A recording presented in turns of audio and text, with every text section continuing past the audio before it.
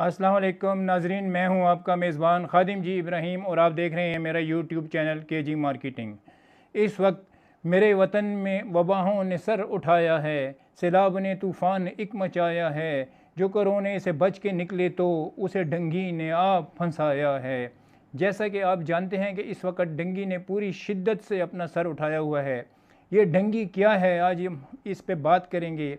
ये बीमारी मलेरिया की तरह एक मादा मच्छर के काटने से होती है, जिसे एडीज इजिप्टाइस कहते हैं। ये मादा मच्छर आम तौर पर पर्दों के पीछे या फर्नीचर के नीचे सायादार और नीम तारीक जगहों पर बसेरा करती है। इसका साइज़ 4 से 6 सेंटीमीटर होता है और ये इसके बदन पर ज़ेबरा की तरह सफ़ेद निशान होते हैं। ये साफ़, खड़े और खुले पानी में अंडे देती है और इसके लिए ये 200 मीटर तक परवास कर सकती है। ये 2 से 4 हफ्तों तक ज़िंदा रह सकती है और इस मादा मच्छर से होने वाली बीमारी को 4 नाम दिए गए हैं, जिनमें डेन 1, डेन 2, डेन 3, डेन 4, ये 4 नाम हैं इसके। ये वायरस खून की नालियों में बारीक सुराख करता है, जिससे सफ़ेद खुलिये या प्लेटलेट्स का इखराज होता है और उनकी कमी होना शुरू हो जाती है। इसके साथ साथ पानी और नमकियात की कमी भी वाक़ई हो सकती है।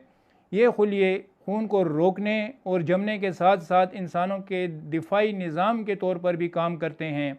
ये वायरस ऐसे बुखार का सबब बन सकता है जिससे नाक और मसूड़ों से खून का बहाव शुरू हो सकता है और दिफाई निज़ाम कमज़ोर होने से दूसरी बीमारियों के इम्कानात भी बढ़ जाते हैं।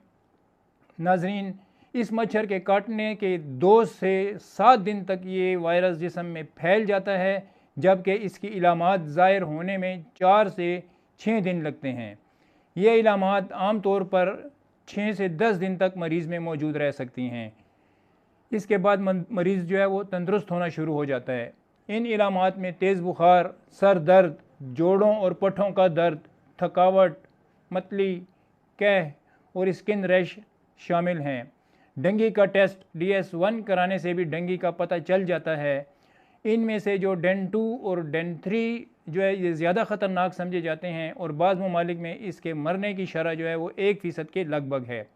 डेन 3 और डेन 2 इसकी इलामात में पेट में शदीद दर्द, खून आलूदा कैह, मसूड़ों से खून आना, सांस का तेज़ चलना, थकावट और बेचैनी महसूस करना शामिल है और इसकी शिद्दत ख़तरनाक साबित हो सकती है।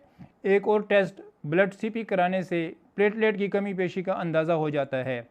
ये मादा मच्छर दिन में किसी वक्त भी काट सकती है, लेकिन तुलुए आफ्ताब के 2 घंटे बाद और ग़ुरूबी आफ्ताब से चंद घंटे पहले इसके काटने के इम्कानात ज़्यादा होते हैं। ये आधे मीटर की ऊंचाई तक परवास करती है और इसी वजह से ये आम तौर पर हाथों और पाँव पर काटती है, लेकिन जब इंसान बिस्तर पर लेटा हो तो उसको चेहरे और गर्दन पर भी काट सकती है। ये साफ़ और खड़े पानी में परवरिश पाती है। अब हम बात करेंगे परहेज़ और ख़ुराक के बारे में। इस बीमारी में जिस्म में पानी की कमी हो जाती है, लिहाजा इस कमी को पूरा करने के लिए ज़्यादा से ज़्यादा पानी पिएं या वो फल और सब्ज़ियों का इस्तेमाल करें जिनमें विटामिन K पाया जाता हो। पपाया का जूस भी मुफीद साबित होता है क्योंकि उसमें भी विटामिन K पाया जाता है, जो खून के सफ़ेद ज़र्रात बनाता है और खून जमने में मददगार साबित होता है। कोकोनट का पानी, पालक, फलों और सब्ज़ियों के जूस, यखनी और दीगर नरम और ज़ूद हज़म खुराक का इस्तेमाल करना चाहिए। चकनाई वाली अशिया से परहेज़ लाजमी है और जब डेंगू बुखार की इलामात ज़ाहिर हों तो फ़ौरन आप डॉक्टर से रुजू करें। अपनी तरफ से कोई दवा इस्तेमाल ना करें। अब हम आते हैं इसकी एहतियाती तदाबीर के बारे में।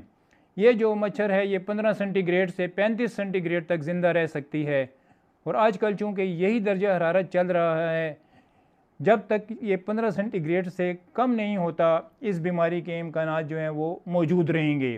तो सबसे पहले घरों और दफ्तर की खिड़कियों, दरवाज़ों के लिए आप जाली लगवाएं।